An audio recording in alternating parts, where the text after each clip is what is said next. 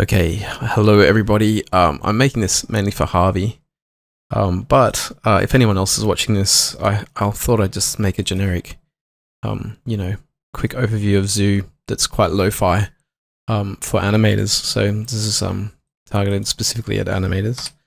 Let's just go through it. I'm going to start with the animation menu. Of course, we have Hive and we have all the rigs over here. And we have lots of stuff, which is quite fun. We've got fixed viewport and, lots of different things. But I thought I'd just go through the animation toolbar at first. Don't mind the beeping in the background. That's just my internet. It tells me I've got no batteries. Let's just go through some of these and we'll just work our way down. And then I'll sort of show some of the other features that are in ZooTools. So I'll come into the animation toolbox and we'll just have a look at this first. So first thing is you hold Alt and middle click. That will move the UI around. Double click makes it small. If you want to dock it, you can dock it like that. It'll dock it down and you just pull it out again. It's how the windows work. You can have multiple UIs open and close them and open them as you want.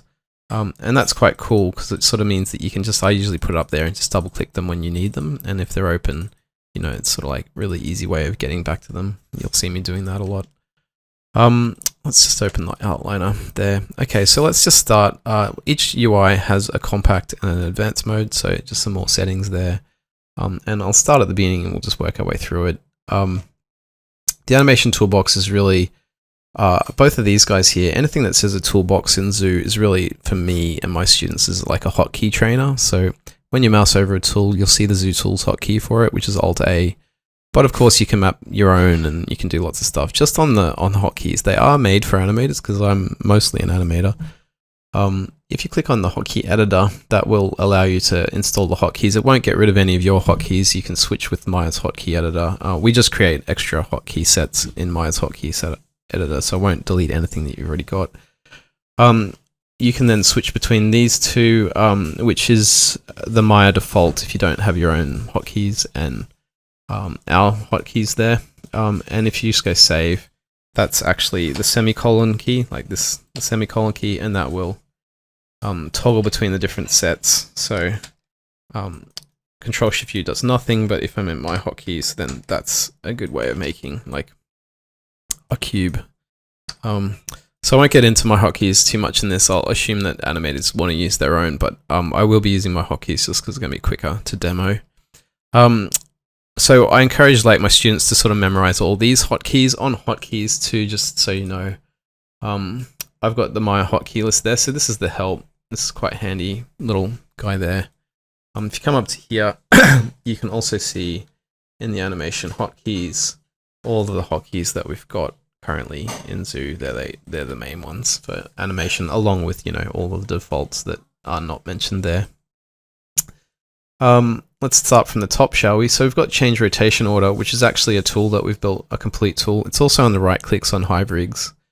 The change rotation order is quite good because it's just like Morgan Loomis's one from his set of tools. But the difference is for us is that if you put a whole bunch of keys in and then you go back to there, that's zeroed out. If you come into this with the tool down here,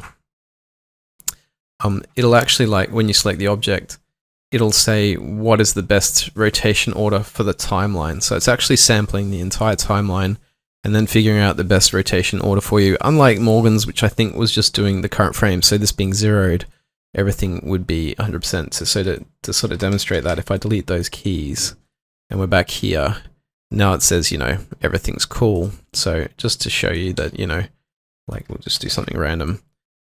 Even though we're back zeroed, it is sampling the timeline automatically for you all the time. And that goes for the right clicks when you're in Hive. It'll tell you, just as you right click, it samples the whole timeline. It's really fast. Dave did this up for us.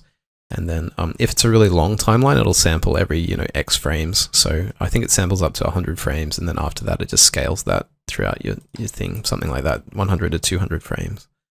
So that's quite good. You can switch and bake in the gimbal order and stuff like that. But of course, this guy here will just do it, really simply. And it doesn't give you the options. I should actually put that in so it's got the brackets there. This was a little bit of an older tool that I just ported in there. So that will do it. That'll change the rotation order, as most animators will know. Oops, that should not move. Let's do that. I don't really ever use this. I use this one instead. Let's try that again. So if you're here, and you should be able to go to the 9% better one, and you can change the rotation order. There you go. So that's better. I should double check that that's not using old code. Yeah, I just forgot about this guy. Anyway, so let's get back to this, and we'll go through it. This are the main things you got to learn. All this bottom stuff that's like play, pause, all this stuff down here, you know, it's just for my students so that they can mouse over it. And, you know, for people who are using the zoo hotkeys, they can see like we've got step forward 5 frames and step back 5 frames, quite handy, you know, just like, because I do previs a lot too, so I want more stepping. So there's a few different things down here, you know, set the play range, like just so you don't forget stuff, like we can go to 80 frames there, start at 20, you know, stuff like that. And then, you know, move back with these guys down here. But otherwise, that's all pretty stock standard stuff. Select all animated nodes in the scene or under the hierarchy. This is great because if you've got a whole bunch of stuff and you put them down, you know, some nodes will have keys and some won't. Some will just be groups. You know, maybe that group's got some keyframes on it. Under the hierarchy, you can just go, hey, what's selected? There. I want to put this on a marquee menu because it's really handy, actually. But you can also like duplicate that out, duplicate a couple of hierarchies, and you've got like, you know, those have keys on them.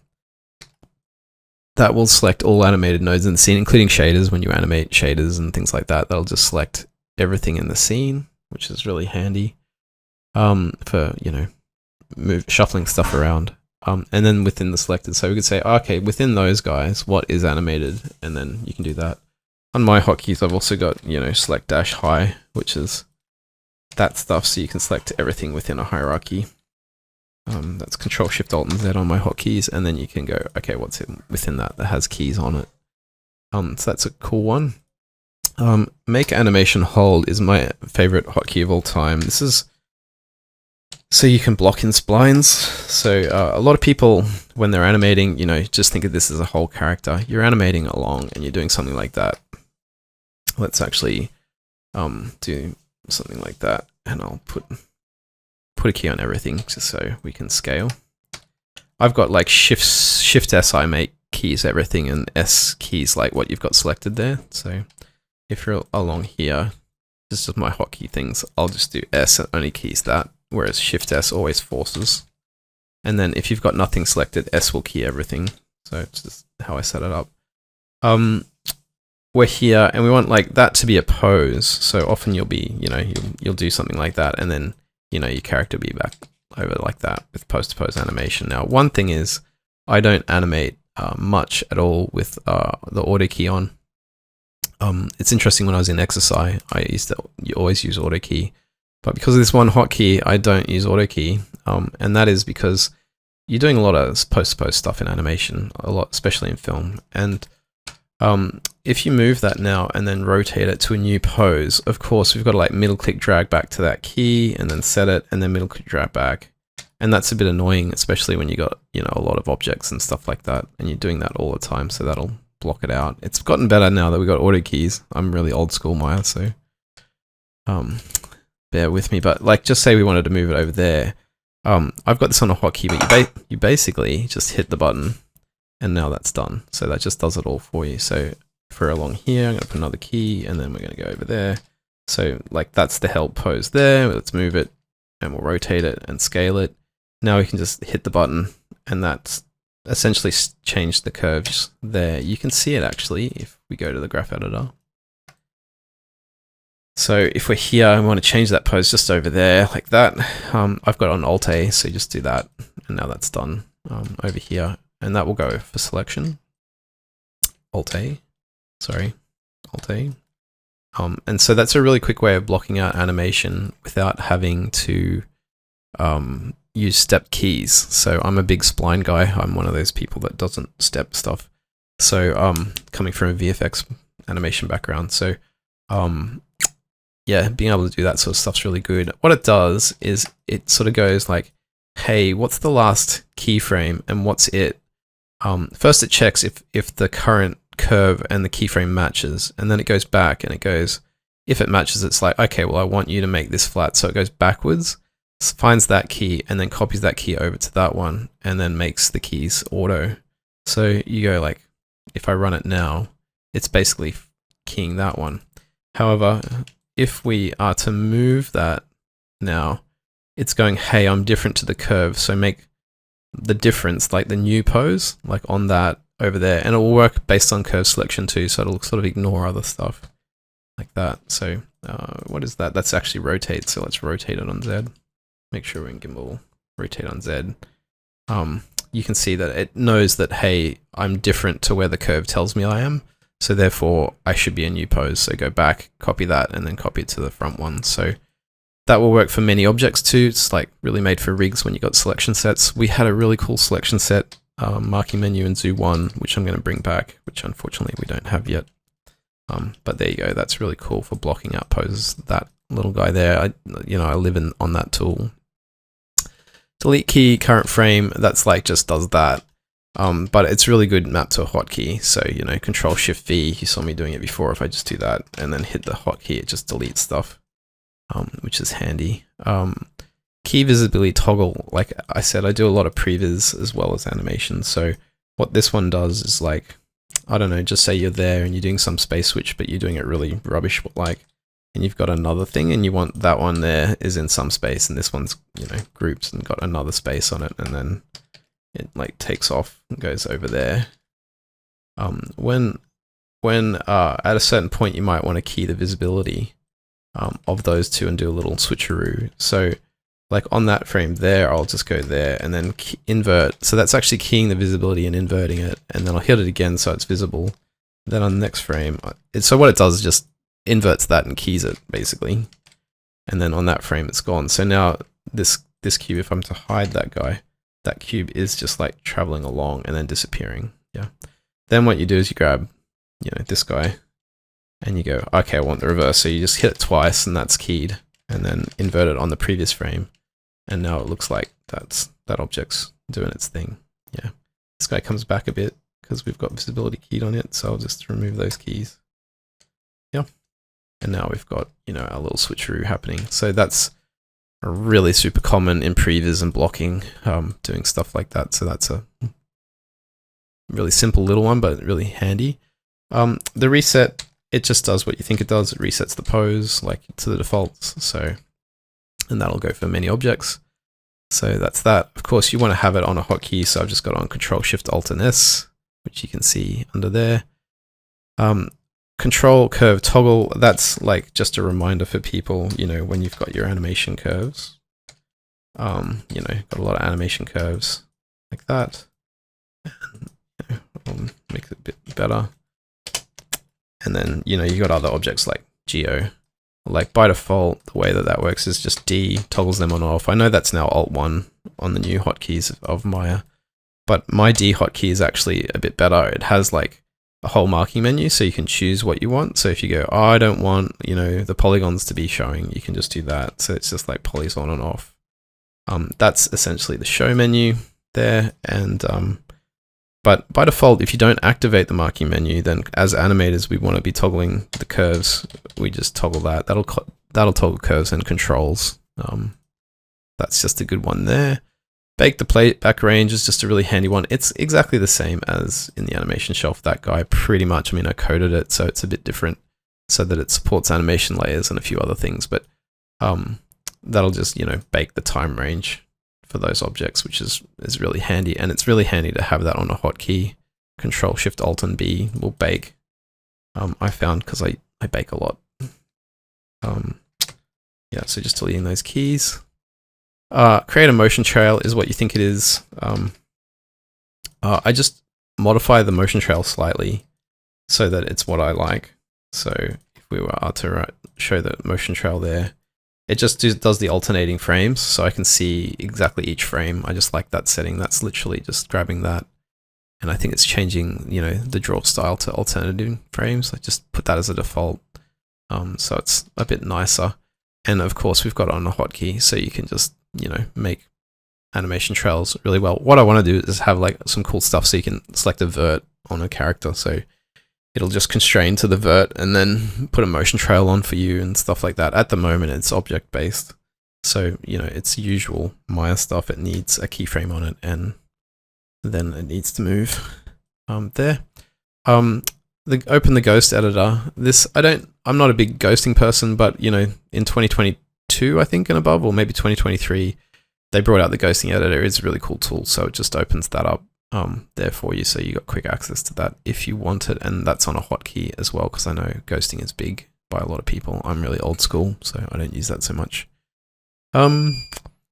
Yeah, that's pretty much like the main one. So the idea of the animation toolbox is it's everything outside of all the hotkeys that I'll be using and outside of the graph editor. But of course, you know, we live in the graph. So let's come across to the graph editor. And then we want to see what these are. So again, like there's a few more things if you open it up. I think I've just got copy and paste keyframes, which Control C, Control V is there. But that's just for, you know, students who can't remember that one. Let's have a look at this. So cycling, obviously we cycle a lot. Like let me just copy and paste the keys from that to that. And we want to copy and we cycle the regular. So that's that one. Again, I got hotkeys for this. So Alt 0, because you know, you really want that. And I think I got a hotkey on the remove as well. So Control Alt 0. So Control Alt 0, Alt 0 toggles that. You know, I know it's there, but it's just like, I don't know. Sometimes I want to be not in the graph editor and cycle as well. Toggle infinity just toggles that. You notice when you hit that, it also puts the infinity on for you. Remove the cycle will remove it. You can also like change the cycle, you know, type. So you've got stairs, yeah, and you can do that without having to do. I find it really annoying to come in and do it both at the same time. There, I mean, I'm so old school. I still do that, and I forget my own hotkeys sometimes. But you know, that's that. That's that. I'm doing a lot of code these days, and a lot of other things other than animation. Okay, we got that. Snapseed. This is one of my most favorite hotkeys. This one here. This is a really simple one. All it does is it grabs like the current curves and then moves them to the current time. So it just does that. But it's like a copy and paste, really. It's like cut that and paste it there. So it'll work with multiples. So you can do kind of that. I've mapped that to Control Alt A if anyone wants to use my hotkeys. And that's really super fast and it keeps the spacing. I think they've made some stuff in Maya that's a bit better than that now. Or not better, sorry. Does that a little bit, but man, they should just put that in the default. That's such a good one for moving hotkeys around. So that's that one. Snap to whole frames does what you think it does if you scale your stuff. Like it's just that one. You know, but I put on a hotkey. I can never remember where the snap is. Anyway, it's in one of these menus. It'll snap everything so that it's on integer time. You know, rather than it being on decimal. If I undo that, hard to see, but that's on an integer. And then after, it's not. I think it works on selection too, so that one will still be off. So if you've got nothing selected, that's how all my hotkeys work. Is got nothing selected, it'll affect everything. If you've got a curve selected, it'll select that. If you've got a keyframe selected, it'll only select that. So snap to whole frames should fix that for the whole timeline. Yep. The Euler filter is just the Euler filter button curves, I believe. Euler filter, that guy. So it's just, again, so that we've mapped it to a hotkey. And there it is in the zoo hotkeys. Select object from curve. This one's really great if you've got a lot of objects. So these are just like lots of little things, I guess. Got a lot of objects and you're like, you know, what one does that one belong to? But you know, it's like really, really long, as it happens when you've got a big thing. We can just do that guy, which the hotkey for that is Shift Control Alt and A. Just find it's that guy. Yeah. So that's really quite helpful in a lot of situations. Key to selected time moves the time slider. So it's sort of like the reverse of what we did before. You can select that key and then I should really remember that one. That's one I'm not been using lately. Shift Alt and A. So everything's kind of on A, and eventually I'll bring back the marking menu, which will have a lot of stuff too, which will be on A. But like we can select that and you know that will go there, and that's then Shift Alt and A. Shift Alt those guys. So we go that one and then Shift Alt and A. That's how that works. Insert key, that's just Maya's, you know, insert key tool, sorry. I just use I. So it's just that one. So again, this is like a reminder for students. It's that guy. Sorry, that one. I can't remember the icons. Bake, playback range.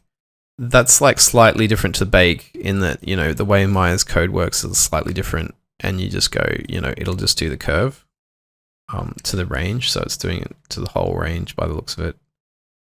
Or does it to the whole curve? Yeah. So let me see if I got 2 selected here. Yeah, it just does like the keys you've selected and bakes between them. So that's really fast. Like if you want to do a bake, but it's not constrained or something, like you just need to bake it out and put some noise on it or something. That's what that is. Make animation hold. That's the same one as is in the toolbox because it also relates to the graph editor, which is like if you haven't moved the current position, then go back and then copy forwards. Yeah, and it does it on selection. Yeah, that's those. So whipping through them. That one, and we've already talked about change rotation order. Reminder that is just a gimbal changer. I think that's pretty self-explanatory. It just does the timeline, which is really, really nice, actually. Like, yeah, I started using that at Weta, and they were using Morgan's, and I was like, that's sweet that they've got the recommended. And then I figured out how he was doing it, and then gave him I actually had it in ZooTools for a little while and gave him a free copy, and then I realized we could do it for the time range, and it would be way better because gimbal's hitting over the time range. And it will do it on the time range too, so if you're just in a little segment, it does it to the time slider, not to the range, actually. So it'll only scan that area, which is good if you're only switching for a little part of your animation. Gimbal's like our nightmare. Bake animation, just a little UI. This is pretty simple little UI. I think the only reason I wrote this UI was because of the randomize that I was doing. And then I realized that the bake, doesn't work very well in Maya. Like there's 2 or 3 bakes, they're all in different UIs, and it's like, that's rubbish. So I just made one, and like basically what it works is if you got a curve selected, it will bake, only the curve that you've got selected. If you've got a channel box selected, it'll only bake that one. So you can see it's baking, and it only bakes for the time for the playback range, but you can also change that to different ranges. So that's kind of nice. So you can say how I only want to bake those channels, and then bake that, which I think Maya's does in different ways, but it's a bit annoying. Often after you do a bake, you always want to do an Euler filter, so I've got that in there. That should be in the Euler thing too. Change rotation order. I really should put that Euler button in there. Anyway, frequency is how much you bake. So oftentimes you don't want to bake every frame. You want to bake every 3 frames. You can do that too. That's just your frequency. Include the shape nodes. Like you can bake to shape node animation. I must have found out at some point. You can also specify your range here. So it's just a nice little baker that's a simple UI, rather than Maya's, which is all scattered and all over the place, and there's 2 different UIs for it. We're going to make it too, like this bake actually, that one there, it actually kills proxy attributes without keys on them, which is really annoying because HoloHive has proxy attributes.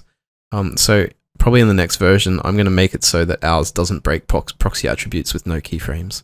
A workaround to that is just put a keyframe on all your proxy attributes that are all through Hive. That's a Maya bug, which we've reported. Anyway, moving on, this next one, Numeric Retimer. This is a tool I wrote when I was on Gravity, because every time you're on a film, you're always getting feedback from the editors, and they're always asking you, from that frame to that frame, can you retime it and squish it a little bit? And Maya, of course, has this great one that they've put in, quite a few years back now, but, this guy where you can, that one that you can double click.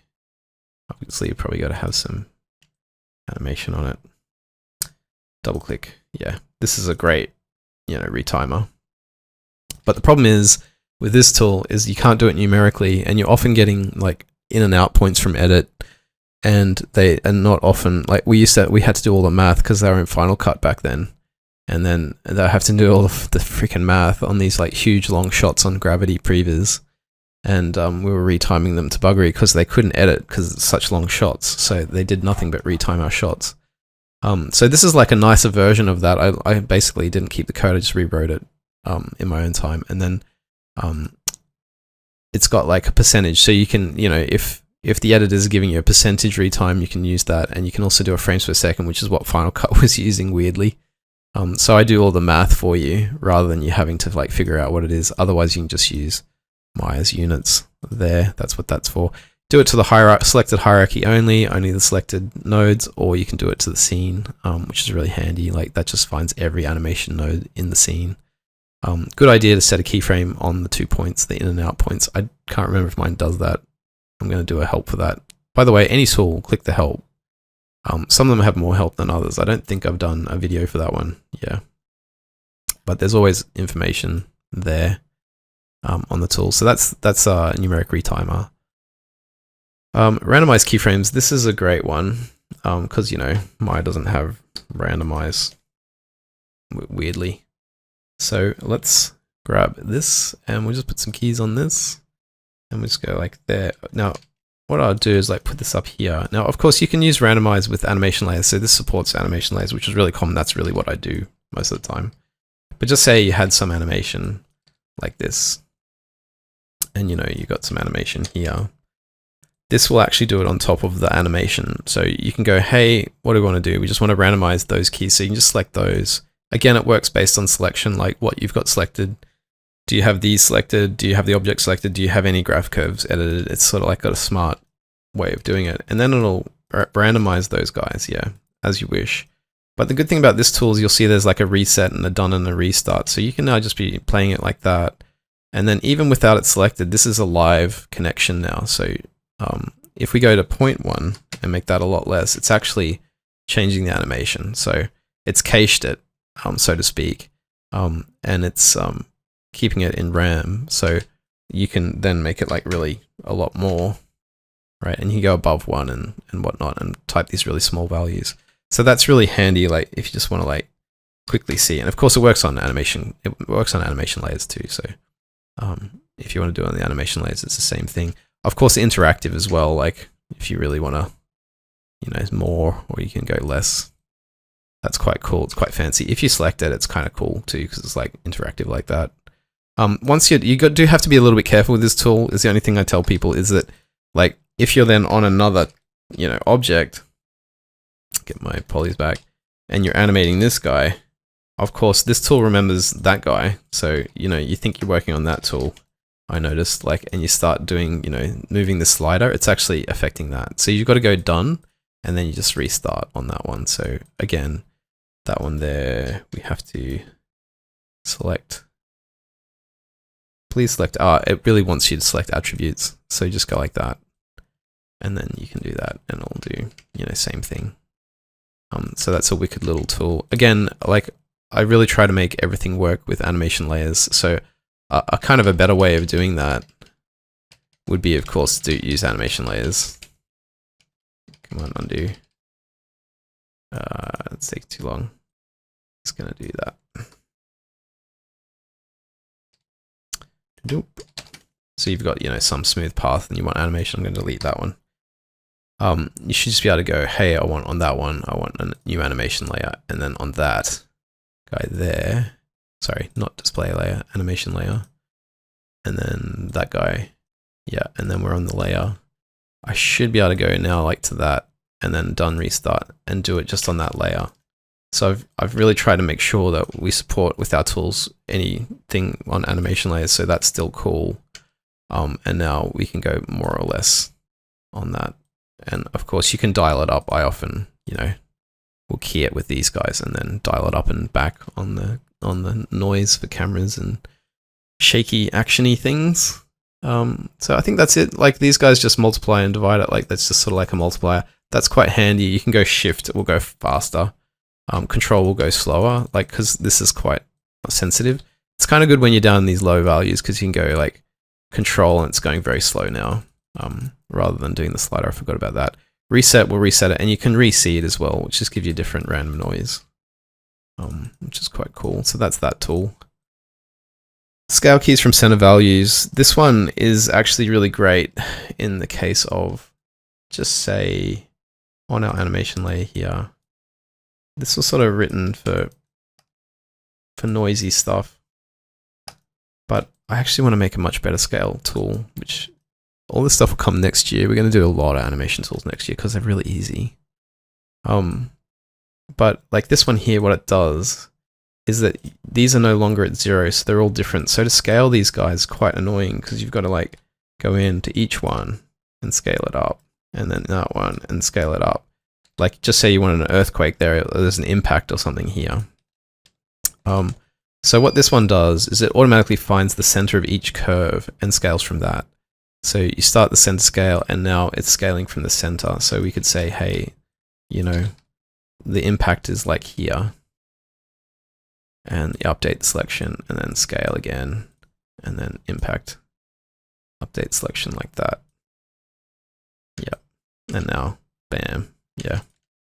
So that's really great for like noisy stuff and a lot of different things. It's just a scaler that scales from the center of each curve of the selection. And I think there's a couple of modes I put in here.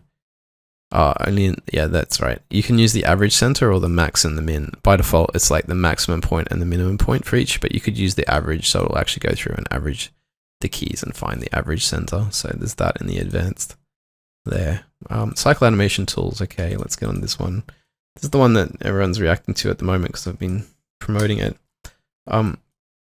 It works really, really well on Hive rigs because Hive, we have a lookup which looks up what control mirrors to the other one, and so it's sort of smart and it knows exactly how to mirror to the other side, the mirror the animation. So that's that button that I've been demoing, which is pretty self-explanatory. Only works on Hive rigs. This one will work on anything, any rigs. This is why I say we support any rigs. I want to make this really a lot better. We can actually set up a little tool that helps the animator set up, oh, that's to that and that's that style of inverting, and then you can then use this button on a rig that's not Hive.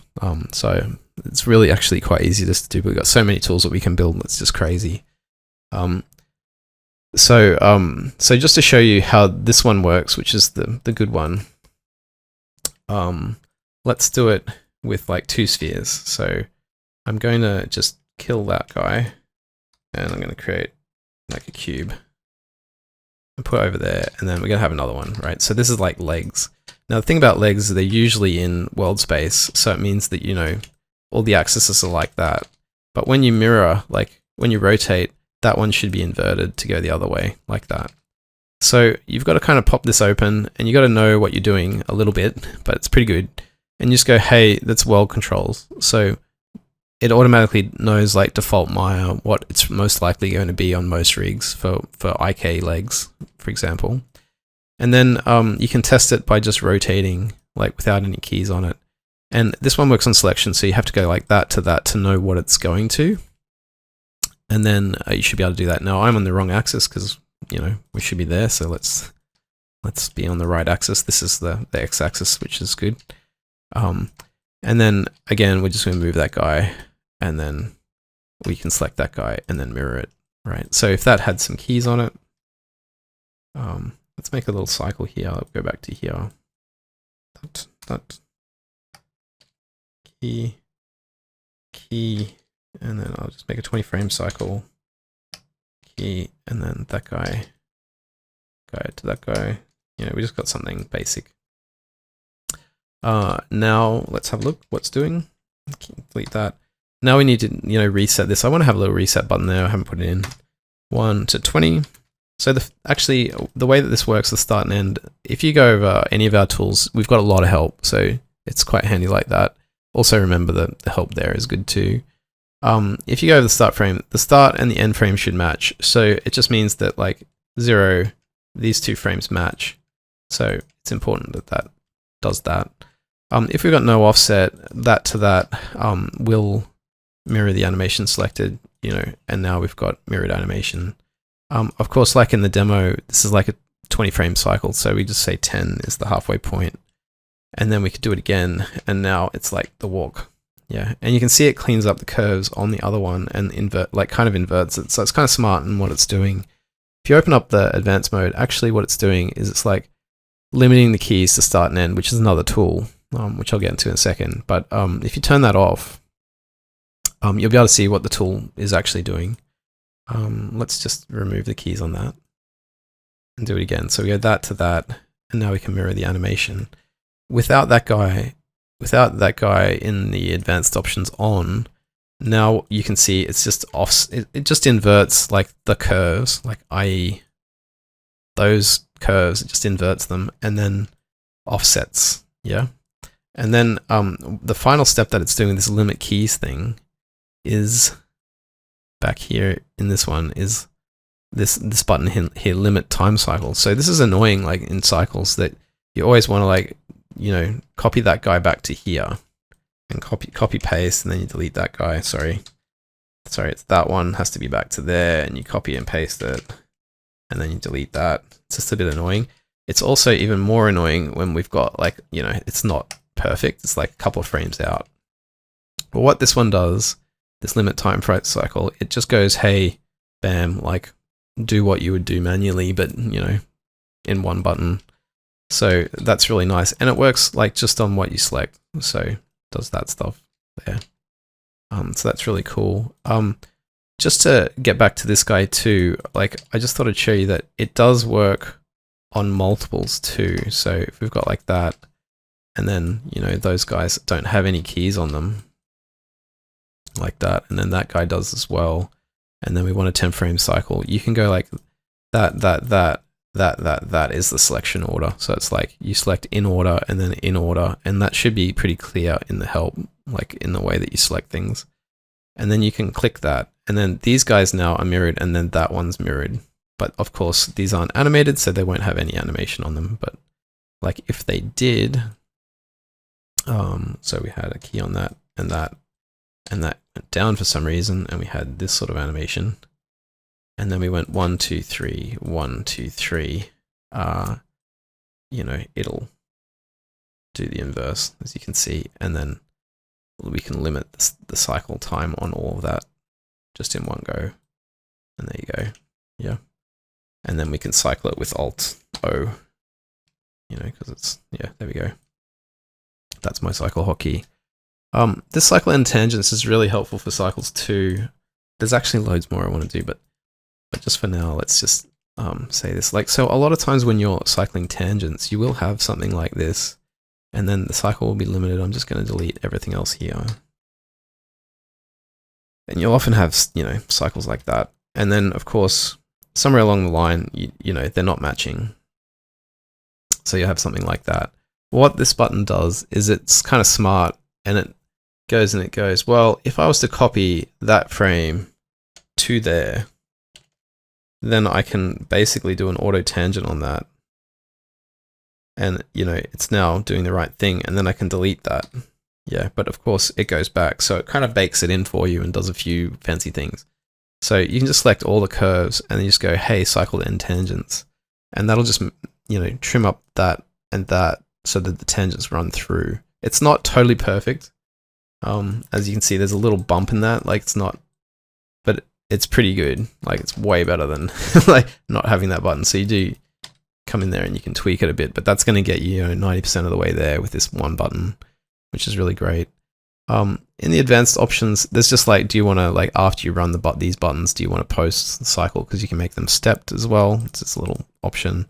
This is your flip attributes, just on this one too, because it is back to there. If you've got joints that are mirrored, they're just a different type of mirroring. Like, so you've got something like that, and mind all my rigging hotkeys here. We'll just do a mirror joint on that. Now it's a different mirror. Like, if you are to move them, they're not in world anymore. It's actually doing, behavioral mirroring in Maya. So if you have like a key there, and where are we in the timeline? Let's go here. Do the same sort of thing like that, and we want to mirror that to that with no offset, just to check it's working. Then your flip attributes are just like joints, regular FK joints, and that's actually what you want to flip, and then we can run it. And now, again, am I on the wrong axis? That's right. That must be joint well parent. That's right. Okay, so it's different. Like if it was the second joint, you would be using children regular FK. If it's the root joint, then it's got to be this one, this joint well parent, like I realized. So again, we can just do that again. I'm actually doing it the wrong way now because I selected in the wrong order. So let's go that way, and there we go. So you've just got to know. Now what a future tool will do is you'll be able to tag them and go, hey, those are that. So tag it please. And then that one and that one is a joint. So you just go that one and tag it. And then you'll be able to select those by themselves and run the mirror animation hive button, because you're essentially tagging the objects so that they know what their mirror is and stuff like that. That's what will be happening in the future. But for now, we do support any rig just on that. It certainly makes it a lot easier than not having it. Create turntable. This is like super basic for an animator, but this was written for my students because, you know, they're not animators and they don't know how to make curves properly, and they always got it wrong. You just select something you want to spin and you just hit the button. And then it's got a few different options, like you can say the spin amount and the start frame and end frame and what's the start angle, because usually if it's a character, you want to start at like 90 degrees that way. So if you don't want to set it there, that's all pretty self-explanatory. You can delete the keys like that. That's really just for students. Animation paths is a nice little cool one. There's one cool thing in this actually. If you do that, and I worked on Shang-Chi and we were doing lots of stuff on the ring fight, so I made a lot of spline animation tools, which actually live in Zoo now. The tools that I wanted to have on Shang-Chi, I just built them after the fact. So we got something like that, and then, you know, it's along there. Obviously this has got like open the ghost editor, create a motion path, which we've seen before. This one, objects from animation, like will every 10th frame create an object and give you like this ghosting effect. I didn't realize, like, I did some fancy stuff at Weta actually using this code, which I found. And we actually put shaders and did ghost effects, like for, that was for Moon Knight, which was really fun. But to say you wanted to duplicate a lot of objects, I've never really used that other than that one time, but that's quite fun that you can do it. It's like a ghost. The interesting thing about Maya is it's actually like real time until you delete the history. So if you put another key in, it's actually like now making a lot of cubes, which probably a lot of people don't know, but that's kind of how their old ghost editor was working. I think the new one might not be using that code, but it's really fast and it's actually really great. And then you can like grab all those cubes and you can delete the history on them and then unparent them and delete that. And then now when you move that, and you know, nothing will happen. Like, so that's a fun one that I put in because I just had the code sitting around. This one is probably like my favorite one. This one will put a CV on a curve every X frames. So same thing, we'll do like 10 CVs, but this is really, really great for like, often you'll animate an object like there's a spaceship or something and you've just been lazy and you just animated it like normally. But you then want to put it on a curve, like you want to put on an actual curve, and you figured out it's better because you're having troubles with acceleration and deceleration. So the way that works is if you go like that, it's actually putting a keyframe on X every 10th frame, or whatever, and you can be as dense or what you like. Now that's it. It's just made that for you, and then what you can do is go, hey, well, I wanted that to go from like 1 to frame 200. So I'm just going to delete those keys now like that. So now, you know, there is no relationship between them. It's just a CV curve now and that. And then in another tool that we've got, so that's really the end, by the way, of all this, but I'll just show you this last thing because it does relate to this. Come across to the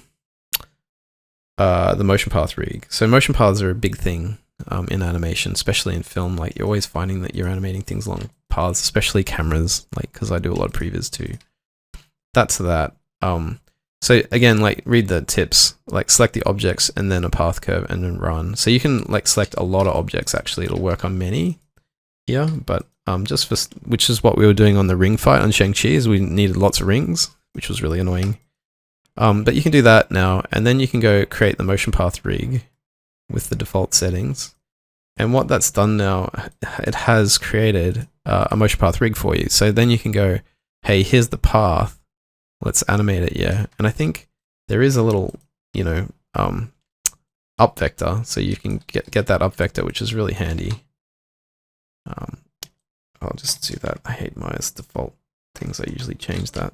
And you can scale it up, but you can also, in your up vector scale, just scale it, make it bigger by holding shift.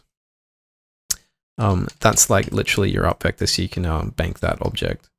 And then you can set keys by select, it's actually on the object that you selected. So if it's a group, it'll be on the group. If it's you selected a cube, it's on the cube. And you get all these extra things. And now we can key that like there. And then on the path, that's the end. So key that there. And then now you've got a nice animation. And now you've got obviously your nice path that you can make linear and get a perfect, you know, or you can make it accelerate, like ease in and ease out, you know. So you've got total control over that, which is really great. Plus, there's a couple of different options here. I think it doesn't keep the animation if you rebuild this, but you can actually say group the control object. And what that will do is, let's give it a go. Oh, look at that, it kept the animation. Fancy me. I forgot I did that. Now what it's done is it's actually grouped and given you a fancy setup, which is really still pretty simple. But it's now you can key the object and you can make it do whatever you want. So that's now out there because now I've switched everything over to be on the group. Yeah, so the group has now got the motion path on it here. Or is it that follow group, sorry, has the motion path on it there. But I believe all your controls are still on the thing you selected. So that's this guy. So you've still got your twist and everything on that, plus your up vector there.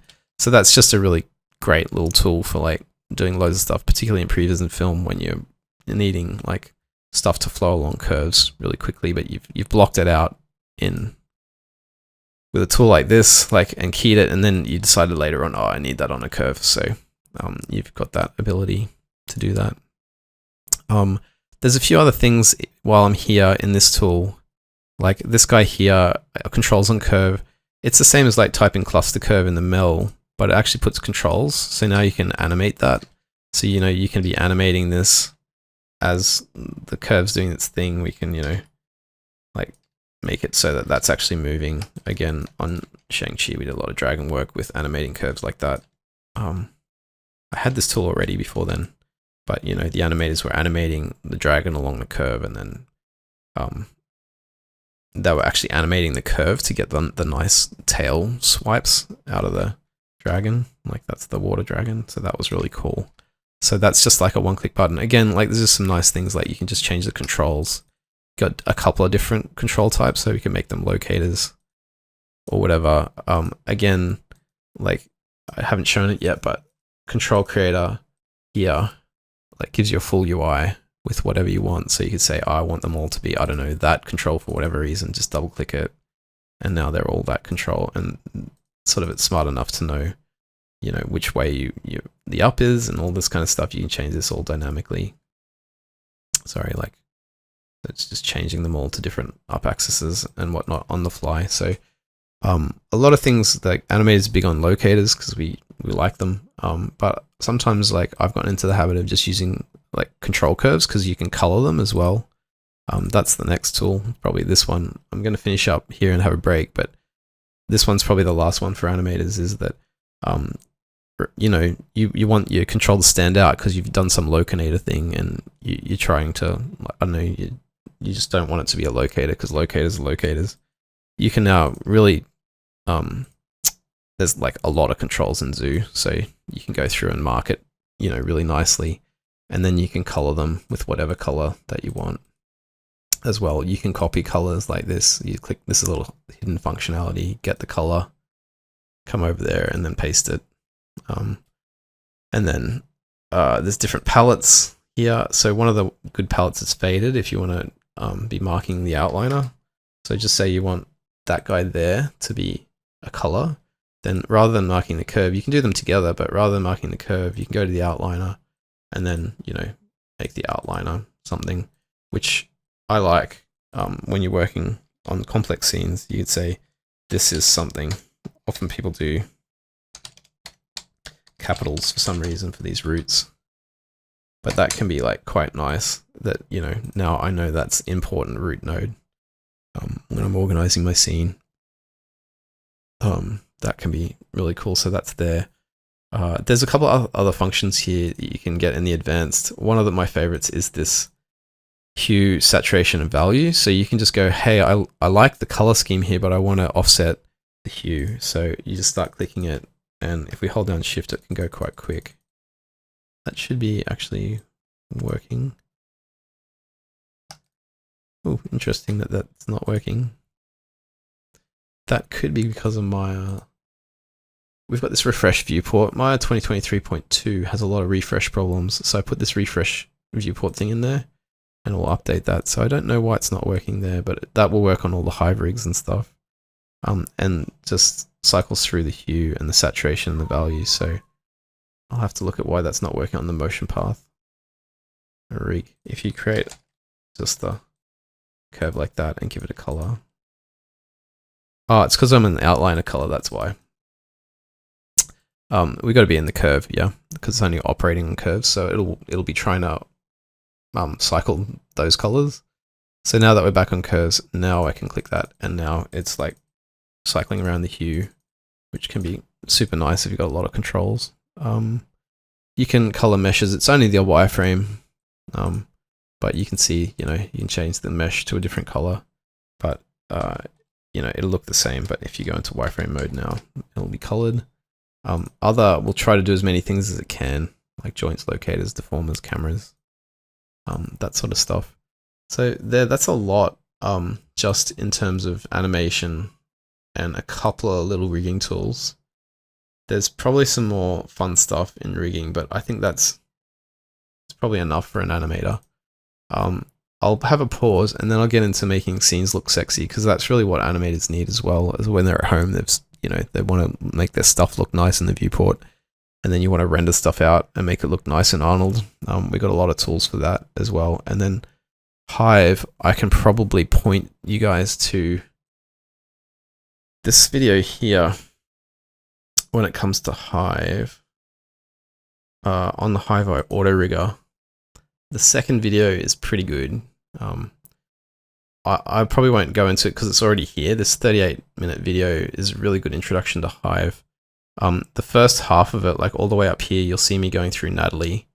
And like, you know, she's available in the assets, so you can just go through, and I do all the space switching for timeline and all that stuff.